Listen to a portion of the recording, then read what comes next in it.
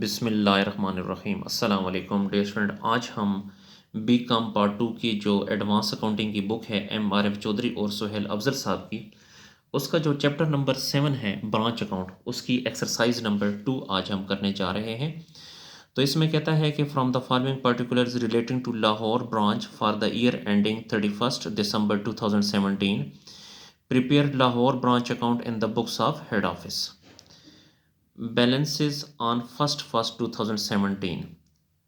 First का मतलब है कि ये ओपनिंग बैलेंसेस हैं, यानी यहाँ से लेके यहाँ तक ये ओपनिंग बैलेंसेस हैं। तो स्टॉक एट ब्रांच ये भी ओपनिंग बैलेंस है, ब्रांच डेटर्स ये भी ओपनिंग है, पेटी कैश एट ब्रांच ओपनिंग है, ये प्रीपेड इंश्योरेंस है और ये सैलरीज आउटस्टैंडिंग है। इसी तरह ये गुड्स सेंड टू ब्रांच है। फिर उसके बाद cash sale during the year है, credit sales during the year है, कैश रिसीव फ्रॉम डेटर्स है, cash send to branch for expenses है, गुड्स रिटर्न बाई ब्रांच है, बैलेंसेस ऑन 31 दिसंबर 2017। ये जो बैलेंस है ये वाले तीन, ये एंडिंग बैलेंस है यानी क्लोजिंग बैलेंस है। स्टॉक एट ब्रांच ये भी क्लोजिंग है क्योंकि डेट 31/12 लिखी हुई है। पेटी कैश एट ब्रांच ये भी क्लोजिंग है यानी एंडिंग है, और ब्रांच डेटर्स यानी ये क्लोजिंग डेटर है यानी ये एंडिंग डेटर्स हैं। तो अब हम सोल्यूशन की तरफ चलते हैं। डियर स्टूडेंट, बेहतर यह है कि आप इस क्वेश्चन को अपने सामने रखें ताकि जब मैं क्वेश्चन को सॉल्व करूंगा तो आपने बुक की तरफ यानी क्वेश्चन की तरफ भी देखना है और सोल्यूशन की तरफ भी देखना है। तो सोल्यूशन की तरफ चलते हैं जी। तो ये फॉर्मेट है, तो यहाँ पे लिखेंगे हेड ऑफिस बुक और लाहौर ब्रांच अकाउंट, ये कंपनी का नाम है, और ये फॉर द ईयर एंड जो डेट होगी वो आपने यहाँ पे लिखनी है। ये एक्सरसाइज नंबर 2। तो बुक में देखें बैलेंसेस ऑन फर्स्ट। तो फर्स्ट का मतलब ये है कि ये ओपनिंग बैलेंसेस हैं। तो स्टॉक एट ब्रांच, तो ओपनिंग बैलेंसेस देखें, ये मैंने आपको फॉर्मेट बताया हुआ है, ये फॉर्मेट है। तो ओपनिंग अकाउंट सारे हम इस डेबिट साइड पे लिखेंगे, ठीक है, ये लिखा हुआ है ओपनिंग अकाउंट्स। तो ओपनिंग अकाउंट सारे यहाँ पे लिखें। तो स्टॉक एट ब्रांच ये ओपनिंग है तो यहाँ लिखें stock at branch. Stock at branch है 8,900।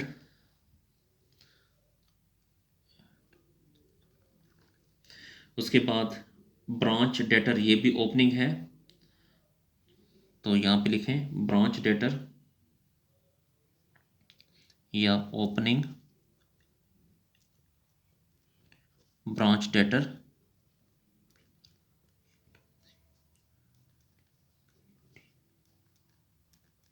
सिर्फ ब्रांच डेटर भी लिख सकते हैं या ओपनिंग ब्रांच डेटर भी लिख सकते हैं। तो ये है 4,700, 4,000 और 700।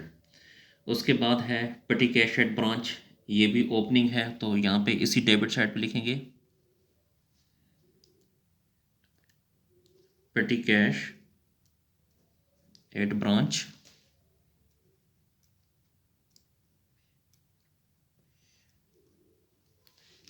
जी, पेटी कैट एश ब्रांच है 20, तो यहाँ पे लिखेंगे 20 क्योंकि ये भी ओपनिंग है। और प्रीपेड इंश्योरेंस ये भी ओपनिंग है, तो इसको भी इसी साइड पे लिखेंगे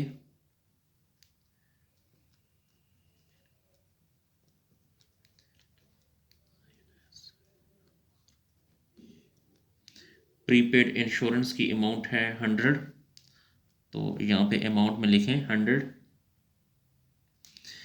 उसके बाद है सैलरीज आउटस्टैंडिंग।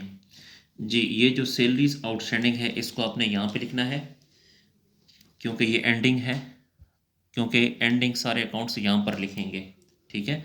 तो यहाँ पे लिखें सैलरीज आउटस्टैंडिंग।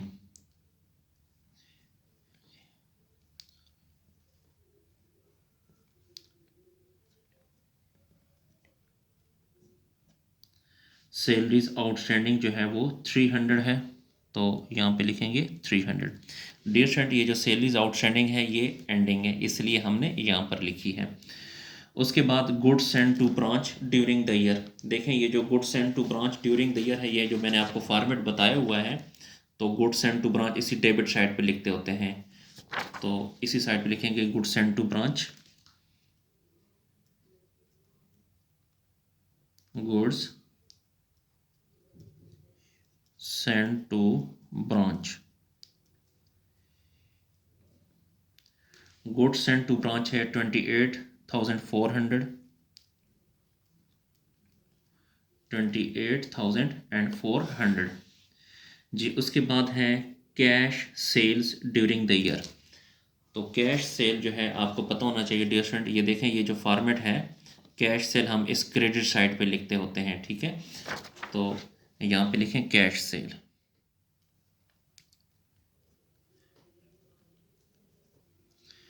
कैश सेल हमारे पास है 15,800, 15,800। उसके बाद है credit sale during the year. Dear student मैंने आपसे ये कहा था, मैंने आपको ये फॉर्मेट दिया हुआ है, ये फॉर्मेट है कि ये ब्रांच अकाउंट और ये मेमोरेंडम डेटर अकाउंट तब बनाते हैं जब क्रेडिट सेल हो तो। लेकिन अगर क्वेश्चन में ये मैंने और भी कुछ डेटा लिख के दिया है कि अगर सवाल में ओपनिंग डेटर, क्लोजिंग डेटर और कैश रिसीव फ्रॉम डेटर मौजूद हो तो फिर मेमोरेंडम डेटर अकाउंट नहीं बनाएंगे। तो चूँकि मेमोरेंडम डेटर अकाउंट नहीं बनाएंगे इसलिए क्रेडिट सेल इसमें नहीं लिखेंगे। तो इस क्वेश्चन में अगर आप देखेंगे तो इसमें ओपनिंग डेटर भी है, क्लोजिंग डेटर भी है और कैश रिसीव फ्रॉम डेटर भी है। तो इन तीनों की मौजूदगी की वजह से अब हम मेमोरेंडम डेटर अकाउंट नहीं बनाएंगे, ठीक है। तो इसलिए क्रेडिट सेल कहीं पे नहीं लिखेंगे। उसके बाद है कैश रिसीव फ्रॉम डेटर है, तो यहाँ पे देखें कैश रिसीव फ्रॉम डेटर हम इस क्रेडिट साइड पे लिखते हैं, कैश रिसीव फ्रॉम डेटर इस साइड पे लिखते हैं क्रेडिट साइड पे। तो इसमें भी लिखें cash receive from debtor, cash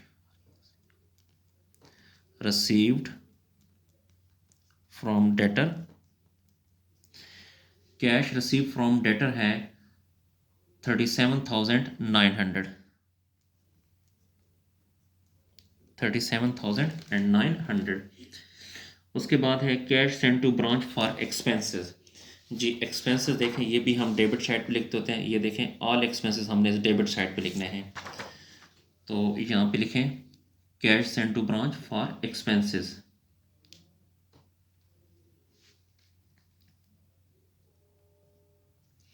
या कैश फॉर एक्सपेंसेस लिख दें, या cash send to branch for expenses भी लिख सकते हैं। ये है 9,000, तो इधर लिखेंगे 9,000 जी। उसके बाद है गुड्स रिटर्न बाय ब्रांच।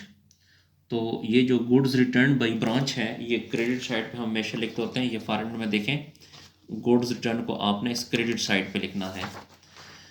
तो यहाँ पे क्रेडिट साइड पे लिखेंगे गुड्स रिटर्न, गुड्स रिटर्न। जो गुड्स रिटर्न है वो है 800, तो यहाँ पे लिखेंगे 800। उसके बाद फिर है बैलेंस ऑन 31 दिसंबर। 31 दिसंबर का मतलब ये है ये एंडिंग बैलेंस है यानी क्लोजिंग बैलेंस है। तो डियर स्टूडेंट ये जितने भी क्लोजिंग बैलेंस है वो सारे के सारे हम इस साइड पे लिखते हैं। देखें क्लोजिंग अकाउंट्स हम इस क्रेडिट साइड पे लिखते हैं, तो ये क्लोजिंग बैलेंस है इनको भी आपने इस क्रेडिट साइड पे लिखना है। तो स्टॉक एट ब्रांच ये भी क्लोजिंग है, तो यहाँ पे लिखें स्टॉक एट ब्रांच,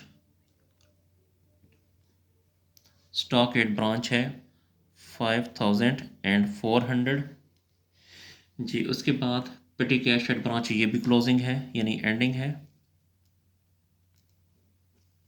पेटी कैश एट ब्रांच, पेटी कैश एट ब्रांच है 30 रुपीज़, ये भी क्लोजिंग था तो क्रेडिट साइड पे। और ब्रांच डेटर ये भी क्लोजिंग है, ब्रांच डेटर्स 7,200 जी। तो क्वेश्चन में जितने भी अकाउंट्स थे वो सारे के सारे हमने लिख लिए, तो पेज को ज़रा ऊपर कर लें जी। अब आपने ये देखना है कि आया ये वाली साइड बड़ी है कि ये वाली साइड बड़ी है। तो इसकी ये वाली साइड बड़ी है तो इनको प्लस करें, 300 plus 15,800 plus 37,900 plus 800 plus 5,400 plus 30 plus 7,200, तो ये हमारे पास आ जाएगा 67,430 67,430। इसी तरह यहाँ पर भी लिखें 67,430। जी, अब आपने ये 67,430 में से यहाँ से लेके यहाँ तक ये सारी अमाउंट माइनस करनी है, ठीक है।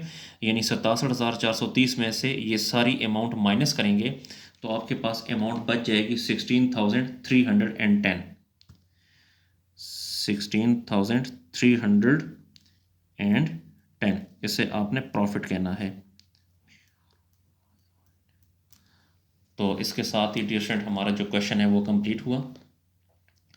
डियर स्टूडेंट, अगर आपको मेरी वीडियो पसंद आ रही है तो मेरे चैनल को लाजमी लाइक करें और सब्सक्राइब करें, और इन वीडियोस के अपने दोस्तों स्पेशली जो आपके कॉमर्स के जो क्लास फेलो हैं उनके साथ शेयर करें ताकि वो भी इससे फ़ायदा हासिल कर सकें।